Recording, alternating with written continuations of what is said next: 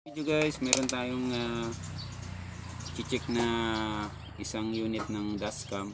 So ang naging problema nito, umilaw lang daw tong charger niya pero ayaw niya mag-display. So i-check natin guys, baka mamaya may putol itong kanyang connector. Parang bago naman eh. Hindi natin alam. Wala tayong pagbabasihan, pero ang gagawin natin guys, so mag step by step na lang tayo. So, unang-una natin check up ito siguro yung pinaka pinaka charger, baka mamaya bumagsak ito. So kung hindi pa kayo nakasubscribe sa aking channel, paki-subscribe naman po at saka paki-hit ng notification bell para updated kayo sa aking latest na mga video. So, paki-like, comment and share naman po mga guys. Maraming salamat po. Saka shout out sa ating 170 na followers. Yan, maraming salamat guys sa panonood niyo sa aking video, although na mga once a week lang tayo nag-upload ngayon ng ating video dahil maraming ginagawa tayo ngayon guys, busy tayo sa ating trabaho. Kaya maraming salamat pa rin po sa pagsubaybay niyo sa aking video. So guys, balik tayo dito. So ito guys, may naka-ready ako na battery na 12 volts. Ito ilagay natin yung positive niya dito para makita natin kung anong problema niya. Ito yung negative, so ilalagay lang natin. So ayan guys, oh. Wala siya. Ayan. Yung negative niya. So idikit lang natin. Dikit. Ayan. Nakaganyan. Yan. Dapat automatic may power na agad dito sa ano siya. So alamin natin to guys kung anong problema nito. So unahin muna natin dito guys sa charger bago tayo dito mag-proceed sa unit. So step by step muna tayo guys. So yan. Ganyan lang guys yung pagbukas nito. Ito kasi fuse ito. Yung sa pinakaano niya dito. Puno. Yan. Tanggalin lang natin siya. Testira natin para sigurado. Yan, naka times 10 tayo. Yan. I-short muna natin yung ating tester. Yan, mapalo. Testira natin yung fuse. Okay, buo naman. So, walang problema yung fuse natin. So, next step natin na gagawin dito sa kanyang ito. Nakasilyo po pala to. So, ito. Tanggalin natin. Silyado pa siya. So, tanggalin muna natin yung sticker niya. Yan, para makita natin itong sa loob niya. Baka mamaya bumagsak ito. Yan. Yan guys, oh. Tingnan niyo yung laman niya. Yan yung pinakalaman niya.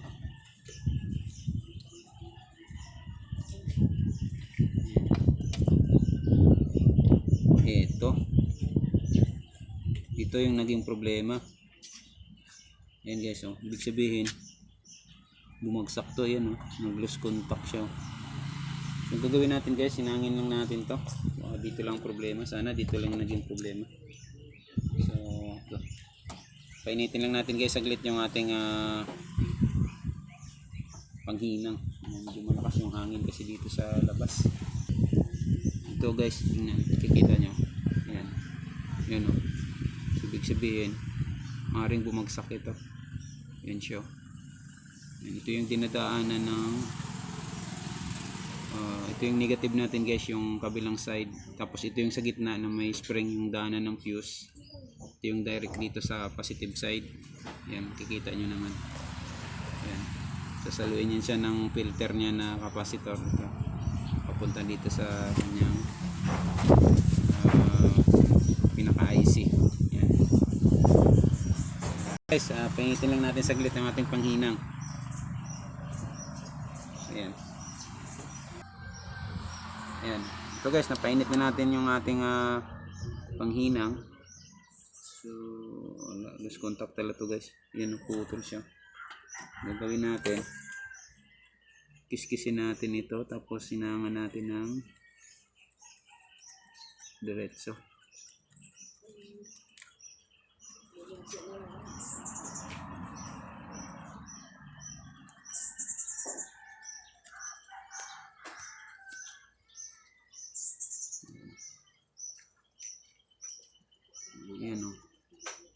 putol. Putol yung kabilang side ng ground niya. Kaya hindi tumatagos yung ground dito. Ito ganun din guys sa kabilang side.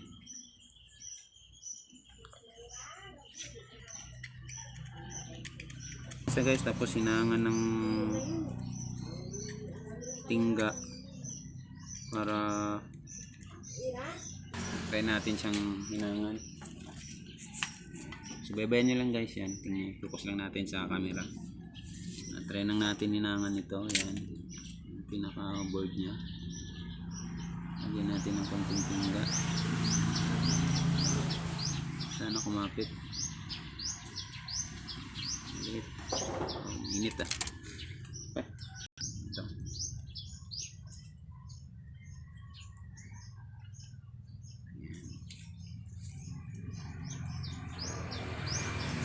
Napag na lang natin guys para ano tayo. Yan, patutukan lang natin sa camera. Para hindi natin mainitan. Yan. Yan, kumapit na siya. Pakita ko lang sa inyo guys. Para sure tayo na yan talaga ang problema.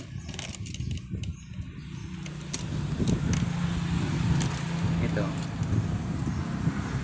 Pupunta yan siya dito. So, ibig sabihin, putol yan siya.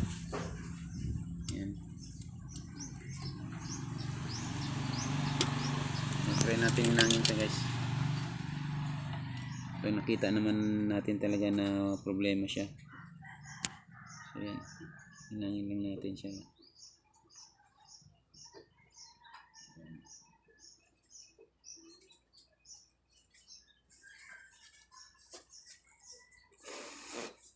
Yan. Tapos dito naman sa kabilang side. So ganun din yung gagawin natin. Hinangan natin siya ng diretso.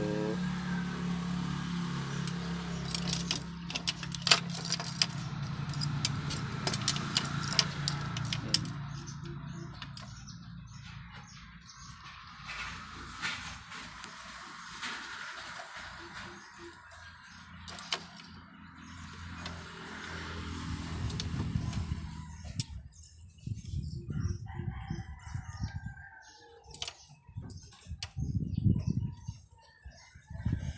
So ayan guys, ayan na. So, pwede na natin siyang testing dito pa lang para malaman natin kung pero mas maganda so ikabit natin siya sa kanyang housing. Ikabit natin siya dito.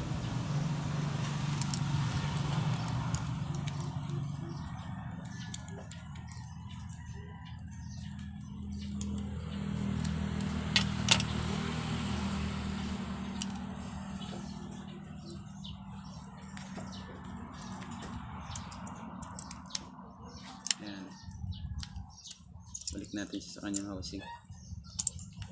Sana dyan lang problema para mabalik natin sa may-ari.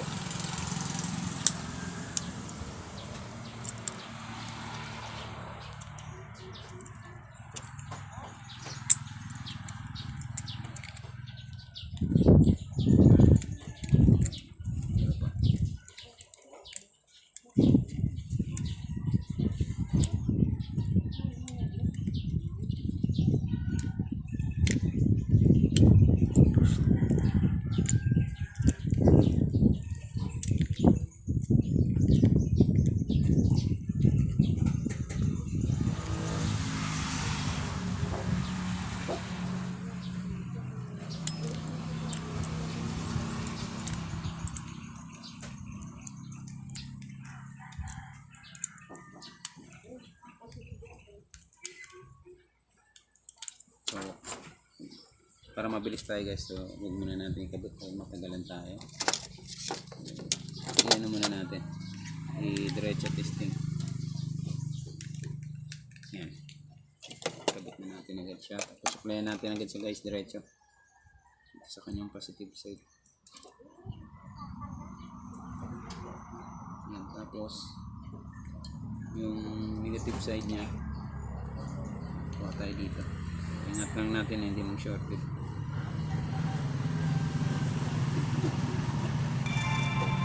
So yun siya guys. Ayan, kita nyo, ayan, power na siya. So ibig sabihin doon lang naging problema niya. So yan lang guys, kabilis. Sana may matutunan kayo sa aking senior na video. Yan guys, kung may mga dashcam kayo na gamit sa inyong mga sasakyan, yan guys, lagi nyo i-check yung charger na to guys. Yan. Ito, ilang beses na akong gumawa nito. Ito yung nagiging dahilan yung sa negative side na to, na dalawang ano na to, parte sa negative side niya. Ito yung laging nasisira dahil minsan nababagsak uli, kaya na naalog-alog pag pugot sa pinaka ano niya doon, heater socket niya. Yan, ito yung madalas na bumibitaw. So yan guys, sana na may natutunan kayo sa aking senior na video.